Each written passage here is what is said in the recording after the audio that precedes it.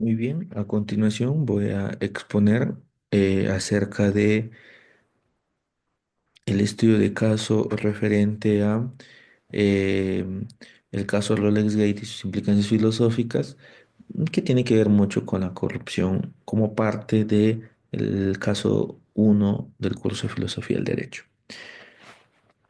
Como ya es conocimiento público, el caso Rolex Gate es un escándalo que se desató el año pasado, en el año 2024, cuando se señaló la posesión de la presidenta Dina Boluarte de relojes lujosos valorizados en miles de dólares y que no supo explicar y no sabe explicar hasta el momento el origen de estas prendas lujosas, ¿no?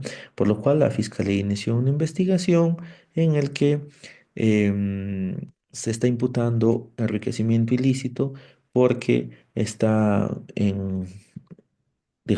está en el terreno de juego la participación incluso de otros actores políticos, ¿no? Basado en esto, vamos a ir viendo cómo este caso se va sustentando en los distintos principios filosóficos que hemos estudiado hasta el momento. En el caso de Sócrates, por ejemplo, que cree él o que su centro del debate se encuentra en el hombre, el ser humano, considera la virtud como el ideal filosófico supremo, ¿no? Él rechazó la corrupción incluso en momentos muy difíciles en el que él tuvo que decidir por su libertad, bueno, incluso su vida, ¿no? Em, Porque recordemos de que a él lo condenaron justamente porque estaba corrompiendo a los jóvenes, ¿no? Es decir, a sus discípulos, entre ellos Platón y Aristóteles, ¿no? Sin embargo, en ese juicio que lo estaban haciendo, eh, Platón y Aristóteles y otros discípulos quieren interceder para que lo perdonen y bueno, lo dejen en libertad y salga libre de la pena de muerte. Sin embargo, ante esas circunstancias, el mismo Sócrates se niega porque para él ese es un acto claro de corrupción, ¿no? Entonces, lo que nos enseña de que el tema de la integridad y la práctica de valores es un principio innegociable, ¿no? Para Sócrates el bien común es prioritario, ¿no? Debe estar por encima del interés personal. En el caso Rolex Gate evidenciamos cómo la corrupción campea y que de una u otra manera se ha priorizado el interés particular sobre el interés común, ¿no? Asimismo, como hemos visto en el caso de la condena a la pena de muerte, él en momentos muy difíciles siempre va a actuar basado en la racionalidad, ¿no? Por lo que nosotros como ciudadanos y bueno, como miembros de una sociedad, debemos siempre pensar en el bien común más que en los intereses particulares.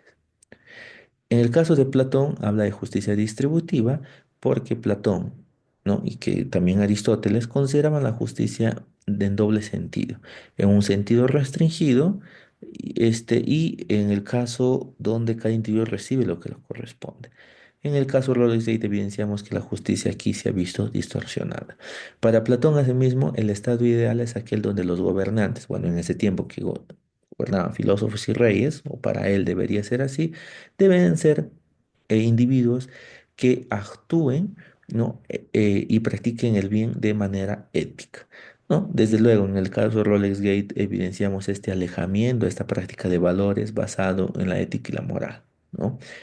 Asimismo, los gobernantes, para Platón, deben poseer una moral sólida para actuar en beneficio del bien común, ¿no? Esto no se evidencia en el caso de Rolex Days, puesto que la misma presidenta, la jefe de Estado, em, carece de esta moral, lo cual afecta la confianza a la política peruana. En el caso de Aristóteles, consideraba la corrupción como la antítesis de la virtud, ¿no? Em, bueno, en el caso Rolex Gate, observamos que la búsqueda del dinero y sin fin el gobierno sin la participación ciudadana son ejemplos de la corrupción, porque desde luego eh, se está actuando desde un interés personal. Asimismo, la eudemonía es el bien al que todos aspiran, según Aristóteles.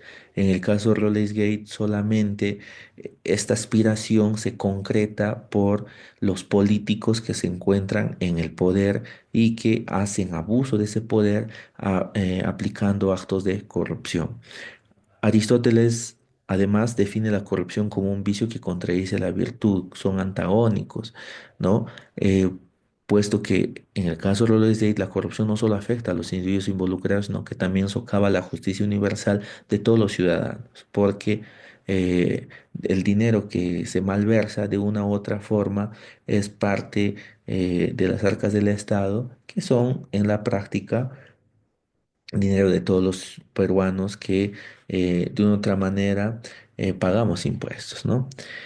Bueno, con respecto al contractualismo social, ¿no?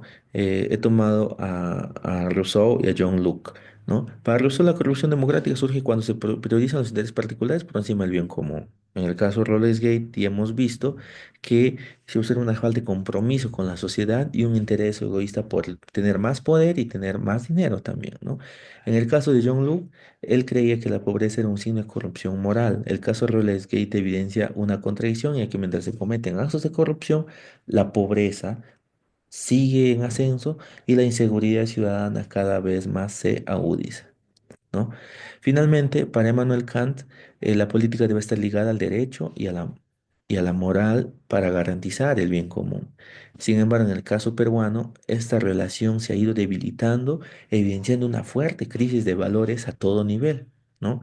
Asimismo, Kant distingue entre el político moral y el moralista político, ¿no? El primero va a actuar con integridad, mientras que el segundo usa la moral solamente como retórica, solamente en palabra, en teoría. Es lo que se evidencia en el caso Rollersgate, porque cada vez que la presidenta salía salía a dirigirse a la prensa, solamente se victimizaba y hablaba de las prácticas de valores, pero algo que ella no solamente lo decía, pero no lo practicaba.